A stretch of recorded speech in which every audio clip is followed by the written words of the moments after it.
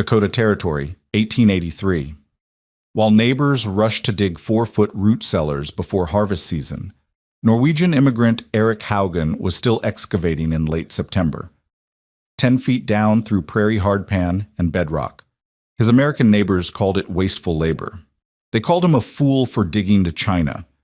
Standard homesteading guides recommended cellars 5 to 6 feet deep, proven methods that had worked for a decade across the territory.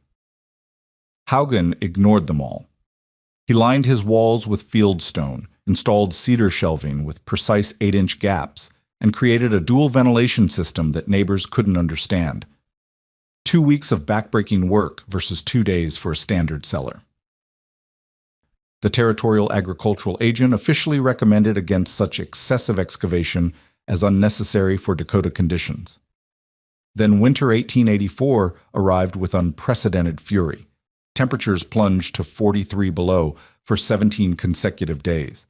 The killing cold penetrated 6 feet into the earth. Standard root cellars froze solid. John Morrison's 400 pounds of potatoes turned to black mush. Heinrich Schultz lost his entire winter food supply when his cellar dropped to 12 degrees. But Haugen's fool's excavation? It maintained a steady 38 degrees throughout the crisis. While 16 families faced starvation, he pulled firm white potatoes from storage, vegetables that had been underground for 8 months and remained as fresh as harvest day. What did this Norwegian immigrant understand about thermal mass and ground temperature that every American homesteader missed? If you value stories of practical wisdom that stood the test of time, make sure to subscribe. We've got more documented accounts worth remembering. Spring of 1885 arrived in Burleigh County like a cruel joke. While Erik Haugen descended into his 10-foot cellar and emerged with firm white potatoes that had spent 8 months underground, his neighbor John Morrison stood knee-deep in the putrid remains of his winter storage, scraping blackened turnip mush from wooden shelves with a grain shovel. The contrast couldn't have been starker. Haugen's vegetables retained the crisp texture and bright color of harvest day, while Morrison's root cellar had become a tomb of rotted dreams and frozen failure. The mockery had begun 2 years earlier, during the summer of 1883, when Haugen first broke ground on what neighbors would call his Norwegian nonsense. While every other homesteader in the county followed territorial guidelines for root cellar construction, dig 4 to 6 feet deep, line with rough planks, install basic shelving, and call it adequate, Haugen kept digging. And digging. Past the 4-foot mark where prairie loam gave way to clay hardpan, past 6 feet where most men would have declared victory, down through 8 feet of increasingly stubborn earth until he reached 10 feet below the surface, where his spade rang against bedrock and the air grew noticeably cooler even on blazing July afternoons. John Morrison, who had successfully operated a 5-foot cellar for 10 seasons, made no effort to hide his amusement. "Erik's digging himself a grave," he told anyone within earshot at the monthly Grange meeting. "Man's so homesick for the old country, he's trying to dig his way back to Norway." The laughter that followed carried the easy confidence of men who knew their methods worked. Morrison's cellar had preserved potatoes, turnips, and apples through a decade of Dakota winters, with acceptable losses, perhaps 15 to 20% spoilage by spring, which everyone considered the natural cost of winter storage. Heinrich Schultz, the Bavarian immigrant who had abandoned his homeland's deeper storage traditions in favor of American methods, shook his head at Haugen's excavation. "In the old country, maybe you dig deep," he said, his English still thick with German inflection. "But here in Dakota, 5 feet works fine. Why break your back for nothing?" Schultz had learned to trust local expertise over his own cultural knowledge, believing that successful adaptation meant adopting proven American techniques without question. The territorial agricultural agent, Samuel Brooks, arrived in August of 1883 to conduct his annual survey of homestead improvements. Brooks carried the authority of the Dakota Territorial government and 10 years of agricultural extension experience. He measured Haugen's excavation with obvious disapproval, noting in his official report that excessive cellar depth represents unnecessary labor expenditure with no documented benefit for Dakota climate conditions. Brooks had seen hundreds of root cellars across the territory, and none of the successful ones required such extreme excavation. His recommendation remained unchanged. 4 to 6 feet provided adequate storage for the northern plains climate, but Haugen continued his methodical construction, driven by knowledge passed down through generations of Norwegian farmers who had survived Arctic winters that lasted 7 months. His father had operated root cellars in the Hardanger region, where surface temperatures reached 40 degrees below zero and stayed there from November through March. In that landscape of granite peaks and frozen fjords, shallow storage meant death, and families had learned through centuries of harsh experience that the Earth's thermal mass provided the only reliable protection against killing cold. The technical details of Haugen's construction revealed the sophistication behind what neighbors dismissed as immigrant stubbornness. His cellar measured 8 feet by 12 feet at the full 10-foot depth, compared to the typical 6 by 8 configuration at 5 feet that his neighbors preferred. The extra volume wasn't wasted space, it provided thermal mass and air circulation essential for long-term preservation. He lined the walls with fieldstone set in clay mortar, creating an insulated barrier that would maintain stable temperatures regardless of surface conditions. His cedar shelving installed at precise 8-inch intervals allowed optimal air circulation around stored vegetables, preventing the moisture buildup that caused rot in tightly packed storage areas. Most innovative was Haugen's dual ventilation system, which mystified neighbors who typically installed a single pipe or left their cellar doors slightly ajar for airflow.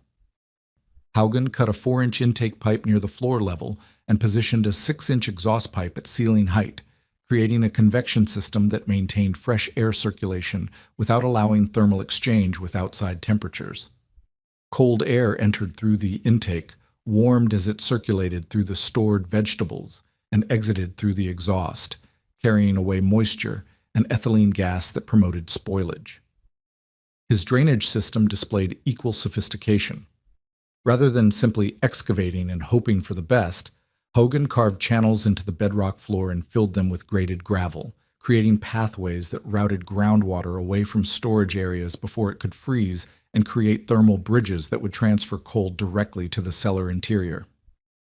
The drainage connected to a deeper sump that he hand-dug another 3 feet down, ensuring that even during spring snowmelt, the storage area would remain dry. Anna Haugen watched the community's reaction to her husband's project with growing concern. The Norwegian couple had invested 2 weeks of backbreaking labor and $43 in materials, cedar lumber, fieldstone, clay mortar, iron pipes, and gravel, while their neighbors completed functional cellars in 2 days for under $8. The financial and labor investment seemed excessive even to Anna, who understood the traditional methods but wondered if Dakota's milder climate might make such elaborate preparation unnecessary. By October of 1883, the contrast between methods became visible across the county. Standard cellars dotted the landscape like modest prairie dog mounds, their simple wooden doors and single ventilation pipes marking efficient, practical construction. Haugen's installation resembled a more substantial undertaking, stone-lined walls rising slightly above ground level, dual ventilation pipes, and an insulated wooden door that sealed completely against weather infiltration. 18 families had invested in proven American storage methods, while one Norwegian immigrant had built what appeared to be a monument to excessive preparation. The true test began in November, when families loaded their winter food supplies into completed storage systems. Morrison stored 400 pounds of potatoes, 200 pounds of turnips, and 30 bushels of apples in his time-tested 5-foot cellar. Schultz filled his shallow excavation with similar quantities, confident that methods which had sustained homesteaders for a decade would continue to perform adequately. Across Burleigh County, standard root cellars received the harvest that would sustain families through the long Dakota winter, their success seemingly guaranteed by years of proven performance and official territorial endorsement. Throughout the winter of 1883 to 1884, standard root cellars performed exactly as expected. John Morrison descended into his 5-foot excavation each week to retrieve potatoes for his family's meals, finding them in acceptable condition with only minor sprouting and occasional soft spots that his wife Sarah could cut away during preparation. By February, Perhaps 10% of his stored vegetables showed signs of deterioration, wrinkled carrots, slightly shriveled turnips, and apples with brown spots that marked the beginning of rot. These losses fell well within the range that territorial agricultural guides considered normal for winter storage, and Morrison felt vindicated in his criticism of Haugen's excessive excavation. Heinrich Schultz experienced similar results in his shallow cellar, losing approximately 15% of his stored vegetables to spoilage by March.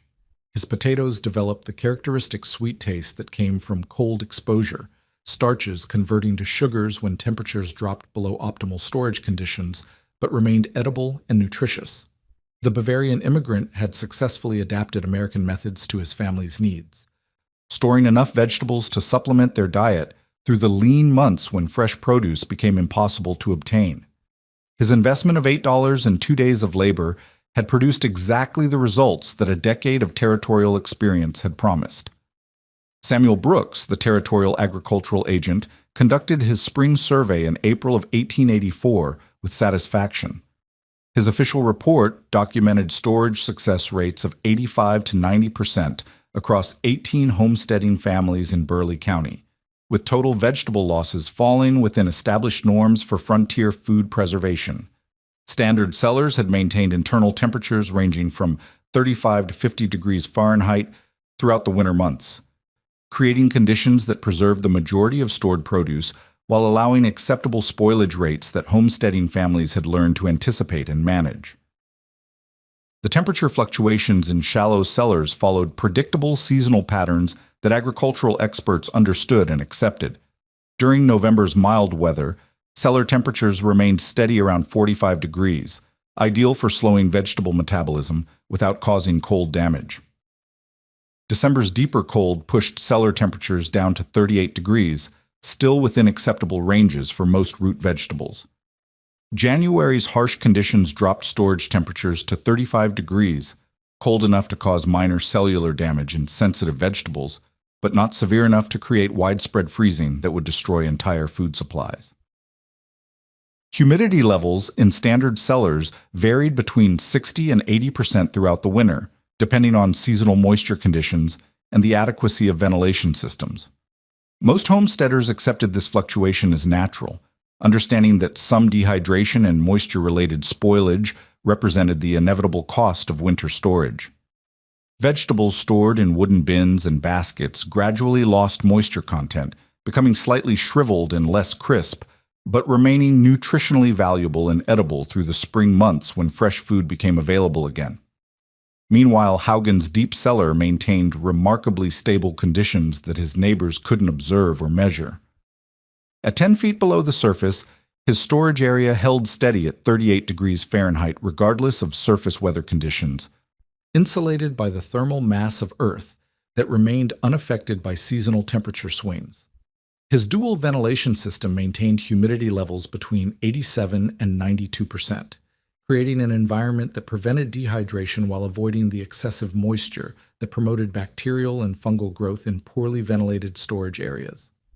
The Norwegian immigrants' vegetables retained their harvest day appearance throughout the winter months, showing no signs of sprouting, shriveling, or color loss that marked the gradual deterioration occurring in standard cellars.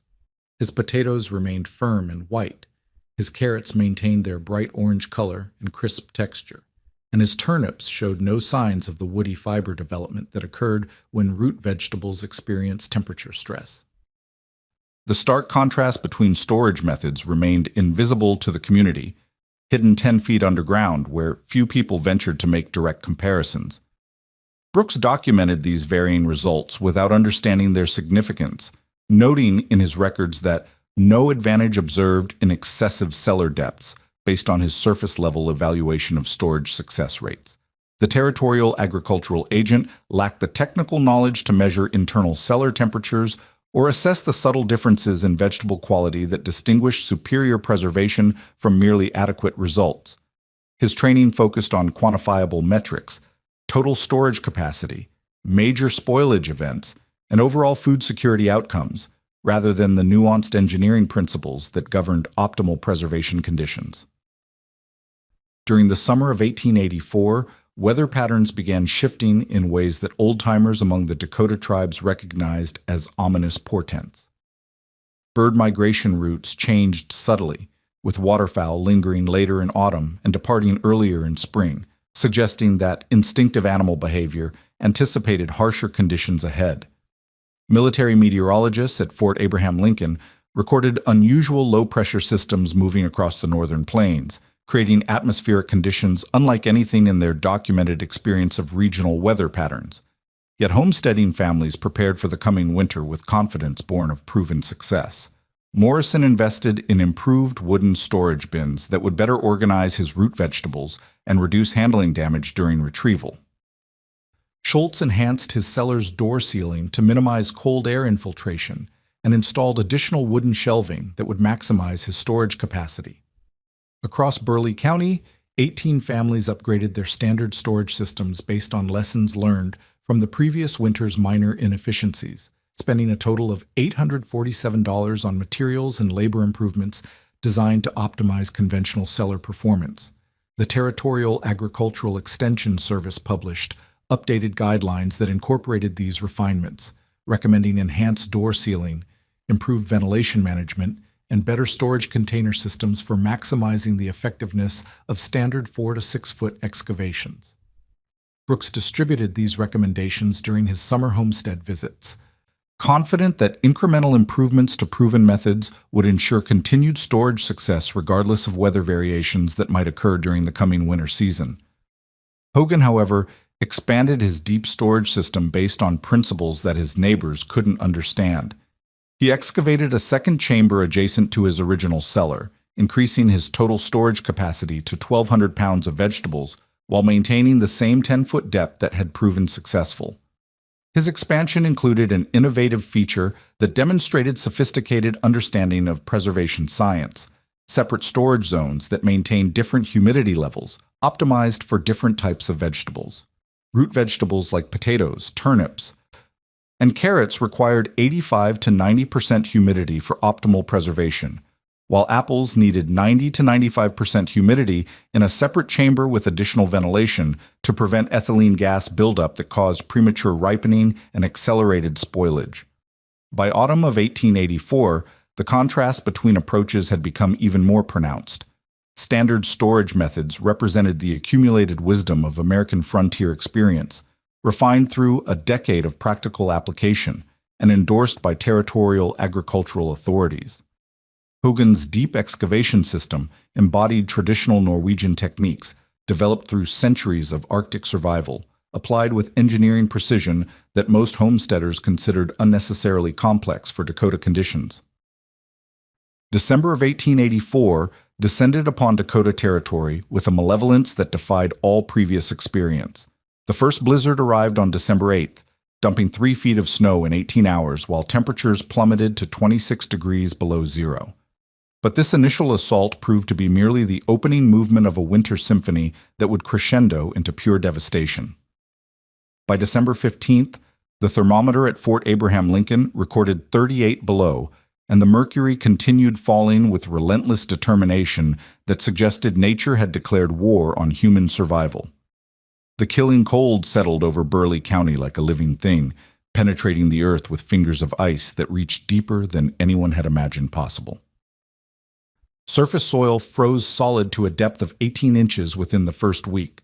By Christmas Day, the frost line had descended to 3 feet, still burrowing downward with each night of sub-zero temperatures that showed no sign of moderating. Old-timers who had weathered 20 Dakota winters shook their heads in bewilderment, admitting they had never witnessed cold this sustained or this vicious in its determination to freeze everything in its path.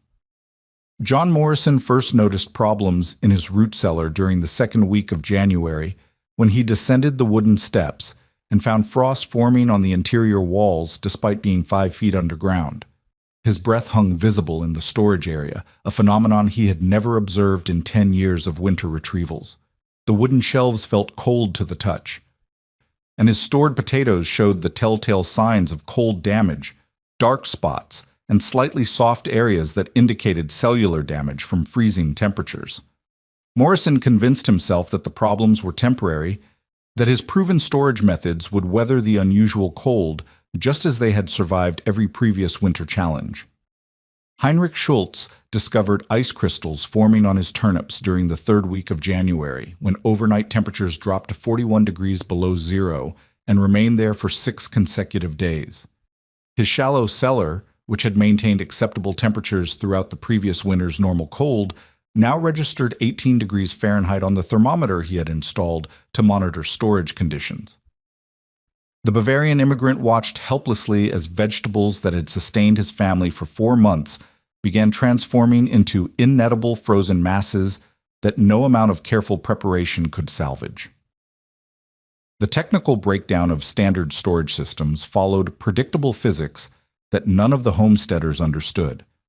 5-foot excavations placed stored vegetables within the ground's freeze zone when surface temperatures remained below 20 degrees for extended periods. The Earth's thermal mass, which provided protection during normal winters, became insufficient when the atmosphere maintained temperatures 40 degrees below zero for weeks at a time. Frost penetration exceeded 5 feet on January 28th, reaching depths that standard cellars had never been designed to withstand. Inadequate ventilation systems in shallow cellars created additional problems that accelerated the destruction of stored food supplies. Single-pipe ventilation allowed cold air to flow directly onto stored vegetables while failing to remove the moisture that accumulated from breathing vegetables and temperature fluctuations. This moisture froze into ice crystals that formed thermal bridges, conducting cold more efficiently into storage areas and creating localized freezing that destroyed vegetables, even when overall cellar temperatures remained slightly above the freezing point. Poor drainage in standard cellars allowed groundwater to accumulate around storage areas, where it froze solid and created additional thermal mass that transferred cold directly to vegetable storage containers. Wooden bins and baskets that had provided adequate insulation during normal winters became ineffective when surrounded by ice that conducted freezing temperatures more efficiently than the surrounding earth. The combination of cold penetration, moisture accumulation, and inadequate thermal protection created perfect conditions for catastrophic food preservation failure. By February 1st, Morrison's 400 pounds of potatoes had transformed into black putrid masses that filled his cellar with the stench of decomposition. The freeze-thaw cycles that occurred during brief warming periods caused cellular walls to rupture, releasing enzymes that accelerated decay once temperatures rose above freezing. His turnips became woody and inedible, while his carefully stored apples split open from ice crystal formation that destroyed their internal structure. A winter's worth of food preservation vanished into rotting waste that contaminated his remaining supplies. Schultz faced complete storage system collapse when his cellar temperature dropped to 12 degrees Fahrenheit for 3 consecutive days in mid-February. His entire food supply, potatoes, turnips, carrots, and apples, representing 6 months of family nutrition, froze solid and became inedible. The German immigrant who had abandoned his homeland's deeper storage traditions in favor of American methods watched his family's winter food security disappear into frozen destruction that no amount of careful management could prevent or reverse. Across Burleigh County, the pattern repeated with devastating consistency. 16 homesteading families discovered that storage methods proven through a decade of adequate performance failed catastrophically when tested by conditions beyond their design parameters. Samuel Dutch lost his entire food supply when his cellar reached 15 degrees below zero. The Mortensen family watched their stored vegetables transform into frozen waste that threatened their ability to survive until spring planting season. Children in multiple households developed early signs of scurvy as their families' preserved vegetable supplies became unavailable for nutritional support. The social fabric of the homesteading community began fraying under the pressure of widespread food preservation failure. Families who had invested months of labor in harvest and storage activities faced the prospect of abandoning their homesteads because they lacked the nutritional resources to survive until spring. 3 families prepared to retreat to Bismarck, where they might find employment and food supplies sufficient to carry them through the remainder of the winter crisis that showed no signs of ending. Meanwhile, 10 feet beneath the surface of his homestead, Haugen's storage system maintained rock-steady conditions that seemed to exist in a different universe from the catastrophe unfolding in shallow cellars throughout the county. His deep excavation remained insulated by thermal mass that extended well below the frost penetration depth, creating a zone of stable temperature that surface conditions could not affect. The Norwegian immigrants' vegetables rested in perfect preservation, protected by centuries-old knowledge that had anticipated exactly these conditions. Military observers at Fort Abraham Lincoln documented the temperature readings that defined the crisis. Captain William Hayes recorded 17 consecutive days of temperatures below 40 degrees negative, followed by brief warming periods that never exceeded 10 degrees below zero before plunging back into the killing cold that characterized the winter of 1884 to 1885. His reports to territorial headquarters described atmospheric conditions unprecedented in recorded Dakota history, creating survival challenges that tested every aspect of frontier preparation and traditional knowledge. The numbers told a story of systematic failure that no amount of conventional wisdom could explain or prevent. Standard root cellars experienced internal temperatures ranging from 12 degrees below zero to 45 degrees above, creating freeze-thaw cycles that destroyed cellular structure in stored vegetables. Humidity fluctuated wildly as moisture froze and thawed, creating conditions that promoted both freezing damage and accelerated decomposition. 85 to 100% of stored vegetables in shallow cellars suffered complete destruction, leaving families without the preserved food supplies they had counted on for winter survival. The knock came at Haugen's door on March 15, 1885, as dawnlight revealed another morning of sub-zero temperatures that had persisted without mercy for nearly 4 months. John Morrison stood on the Norwegian immigrant's threshold, with his hat literally in his hands, his weathered face drawn with the exhaustion of a man who had watched his family's winter food supply transform into putrid waste. His wife Sarah and their 3 children hadn't eaten fresh vegetables in 6 weeks, subsisting on the meager supplies of flour and salt pork that represented their emergency reserves.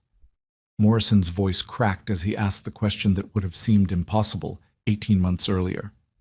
Could Haugen spare any vegetables for a neighbor's starving family? Haugen descended into his 10-foot cellar without a word of reproach or reminder of the mockery that had greeted his construction methods. The Norwegian immigrant emerged carrying an armload of firm white potatoes that showed no signs of sprouting, discoloration, or the soft spots that marked deterioration in stored vegetables.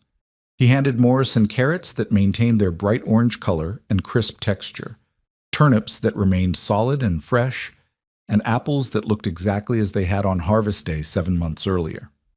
Morrison examined the vegetables with the wonder of a man witnessing a miracle, unable to comprehend how food stored underground could emerge in perfect condition while his own proven methods had failed so catastrophically. Word of Haugen's successful preservation spread through Burleigh County faster than prairie wildfire, carried by desperate families who had exhausted their own food supplies and faced starvation before spring planting could provide relief. Heinrich Schultz arrived at the Norwegian homestead 2 days after Morrison, bringing his wife Greta and their 4 children to witness vegetables that contradicted everything they thought they understood about winter storage limitations. Schultz picked up one of Haugen's potatoes and examined it with the intensity of a scientist studying an impossible specimen, searching for signs of the deterioration that had destroyed his own carefully stored supplies. The technical evidence of Haugen's success defied conventional understanding of food preservation science as practiced on the Dakota frontier. His vegetables retained 92% of their original vitamin C content after 7 months of underground storage, compared to the 60% retention achieved by vegetables that survived in standard cellars before the catastrophic winter destroyed most shallow storage systems entirely. Moisture content measurements revealed the sophisticated precision of his deep storage environment. Carrots maintained 88% water content, identical to fresh harvest conditions, while comparable vegetables from failed standard storage showed 70% water content due to dehydration caused by temperature fluctuations and inadequate humidity control.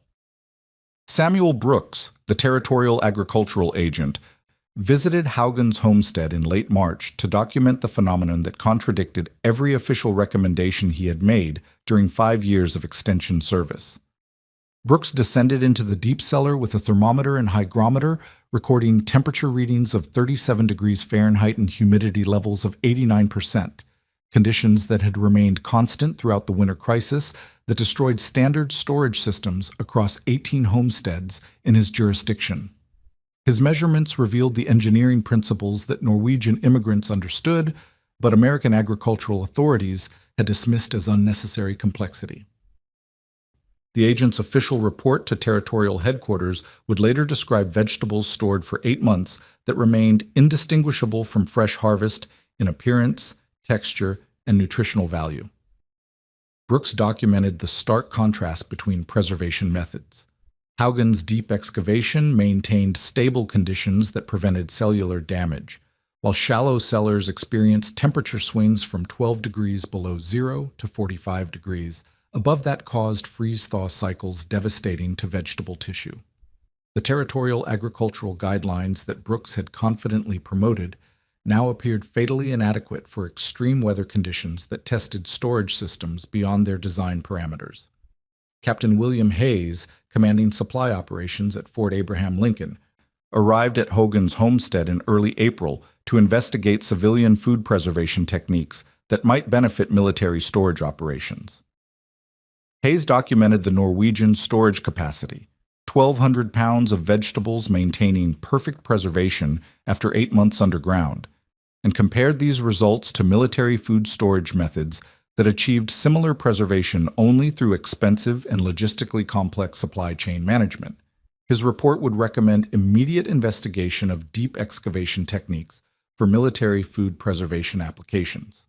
The sharing of Haugen's preserved vegetables followed Norwegian cultural traditions that prioritized community survival over individual advantage. Rather than charging desperate families for food that could command premium prices during the starvation crisis, Haugen distributed vegetables according to family size and need, following customs developed through centuries of Arctic survival where community cooperation meant the difference between collective survival and widespread death. His 1,200 pounds of stored vegetables sustained 18 families through March and April, preventing the abandonment of 6 homesteads whose families lacked sufficient nutrition to survive until spring planting season. The technical analysis of Haugen's preservation success revealed the sophisticated engineering behind what neighbors had dismissed as immigrant stubbornness. Constant temperature maintenance between 37 and 39 degrees Fahrenheit prevented the cellular damage that occurred with freeze-thaw cycles experienced in shallow storage systems. Stable humidity levels between 87 and 92% prevented dehydration without promoting the bacterial and fungal growth that thrived in poorly ventilated storage areas. Proper air circulation eliminated ethylene gas buildup that caused premature ripening and accelerated spoilage in enclosed storage containers. Most critically, Haugen's deep excavation placed his storage area below the frost penetration depth that had destroyed shallow cellars throughout Burleigh County. At 10 feet underground, his vegetables rested within the Earth's thermal mass zone, where temperature remained constant, regardless of surface atmospheric conditions. The Norwegian immigrant had understood principles of soil thermal dynamics that American homesteaders learned through bitter experience during the winter of 1884 to 1885. The social transformation within the homesteading community became evident as families who had mocked Haugen's methods now sought to understand the knowledge behind his success.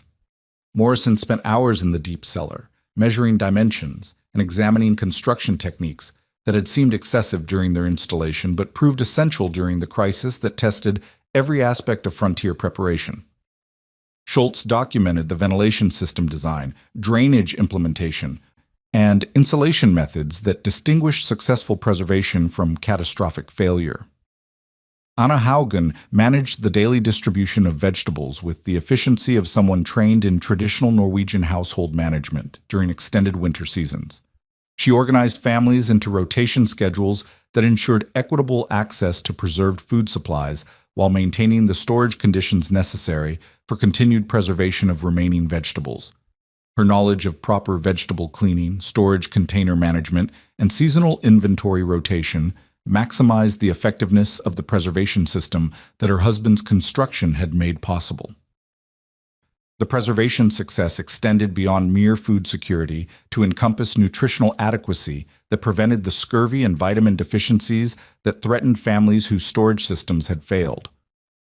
Children who had shown early signs of malnutrition recovered their health as preserved vegetables provided the vitamins and minerals essential for winter survival in a climate that eliminated fresh food sources for 6 months each year.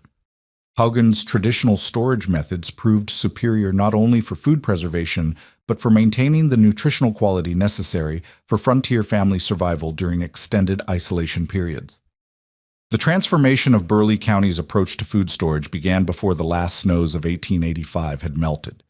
John Morrison broke ground on a new root cellar in April, excavating with the methodical precision of a man who had learned the cost of inadequate preparation.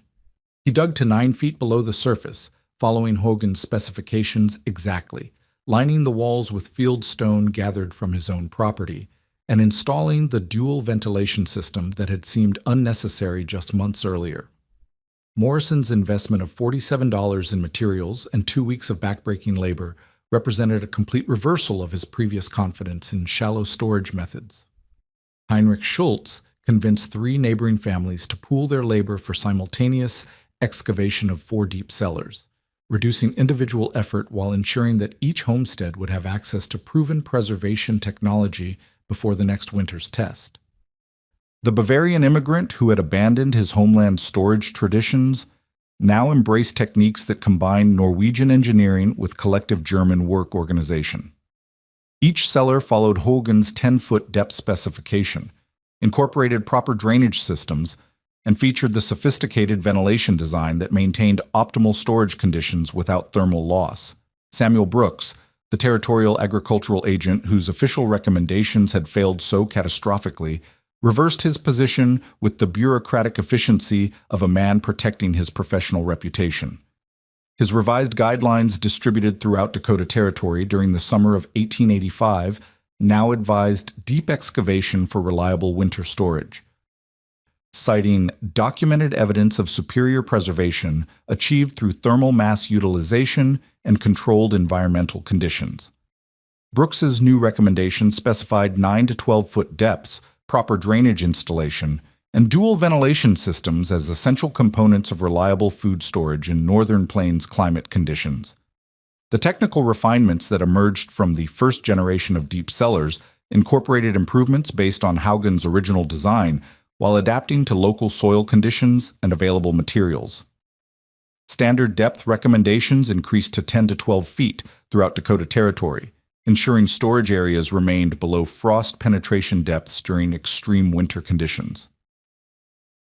Drainage systems expanded to include perimeter French drains that routed groundwater away from storage areas before it could freeze and create thermal bridges that transferred cold to preservation chambers. Ventilation systems evolved to include adjustable dampers that allowed seasonal airflow control, enabling homesteaders to optimize air circulation for different storage requirements throughout the preservation period. Norwegian immigrants contributed additional knowledge about insulated entrance shafts that prevented cold air infiltration during cellar access, while Swedish settlers shared techniques for constructing specialized storage containers that maintained optimal humidity levels for different vegetable types within the same preservation chamber. The specialized zoning concept that Haugen had pioneered in his expanded storage system became standard practice as homesteaders learned to manage different preservation requirements within single cellars. Root vegetables like potatoes, turnips, and carrots required 85 to 90% humidity for optimal long-term storage, while apples needed 90 to 95% humidity in separate chambers with enhanced ventilation to prevent ethylene gas accumulation that caused premature ripening. Advanced cellar designs incorporated multiple storage zones with different environmental controls, maximizing preservation effectiveness for diverse agricultural products. By 1890, deep excavation root cellars throughout Dakota Territory achieved 95% food preservation rates through 8-month storage periods, compared to the 60 to 70% success rates that had been considered acceptable under previous shallow storage methods. families routinely stored 800 to 1,200 pounds of vegetables per household, with spoilage rates consistently below 5% when proper construction and management techniques were followed. The nutritional impact proved equally significant. Vitamin C retention averaged 90% after 6 months of storage, compared to 50% achieved through shallow cellars that survived previous winter conditions. The quantified success of deep storage methods attracted attention from military food preservation specialists who recognized applications beyond homestead food security. Captain William Hayes's reports to territorial headquarters documented preservation techniques that maintain nutritional quality for extended periods without the logistical complexity of military supply chains. His recommendations led to experimental deep storage installations at frontier military posts, where traditional Norwegian techniques proved superior to existing military food preservation methods for maintaining nutritional adequacy during extended isolation periods. Modern agricultural researchers would later recognize the principles demonstrated by 1880s Norwegian root cellars as superior to refrigeration for long-term vegetable storage applications. Contemporary food preservation experts acknowledged that properly constructed earth-sheltered storage achieved better humidity control, more stable temperatures, and superior nutritional retention than mechanical refrigeration systems that created temperature fluctuations and dehydration problems during extended storage periods. Universities studying sustainable food preservation documented frontier root cellar designs as examples of engineering sophistication that modern technology had yet to surpass. The cultural transmission of traditional knowledge became evident as immigrant communities contributed specialized techniques developed through centuries of harsh climate survival experience. Norwegian families shared understanding of thermal mass principles that enabled stable temperature control without external energy inputs. German immigrants contributed precision construction methods and collective labor organization that made complex excavation projects economically feasible for homesteading families. Swedish settlers provided expertise in specialized storage container design and humidity management that optimized preservation conditions for specific agricultural products. The regional influence of proven deep storage techniques extended throughout the northern plains as successful preservation methods spread through immigrant communities and territorial agricultural extension services. By 1895, root cellars constructed according to Norwegian thermal mass principles operated successfully from Montana Territory to Minnesota, providing reliable food preservation for homesteading families in climates that demanded sophisticated understanding of temperature control and moisture management during extended winter seasons. Eric Haugen's original 1883 root cellar continued operating with minimal maintenance for 47 years until his homestead was sold in 1930. Temperature measurements taken during the 1920s confirmed that his storage chamber maintained the same 37 to 39 degree range that had proven successful during the catastrophic winter of 1884 to 1885. His preservation techniques influenced root cellar construction throughout 3 generations of northern plains settlement, contributing to successful agricultural development in territories that might otherwise have been abandoned due to inadequate food preservation capabilities. The enduring lesson transcended specific construction techniques to encompass broader principles of traditional knowledge, validation, and cultural adaptation. Haugen's success resulted not from superior intelligence or innovative engineering, but from respecting time-tested methods developed through centuries of survival experience in comparable climate conditions. His Norwegian heritage provided access to techniques refined through generations of Arctic winters that lasted 7 months, knowledge that proved essential when Dakota Territory experienced weather conditions that exceeded the design parameters of conventional American storage methods. The integration of immigrant knowledge with frontier necessity created preservation technology that surpassed both traditional Norwegian methods and conventional American techniques. Deep storage systems that evolved in Dakota Territory incorporated the thermal mass principles of Arctic survival with the efficient construction methods of American frontier engineering, producing food preservation capabilities that enabled successful homesteading in climate conditions that had previously limited agricultural settlement to areas with more moderate winter temperatures.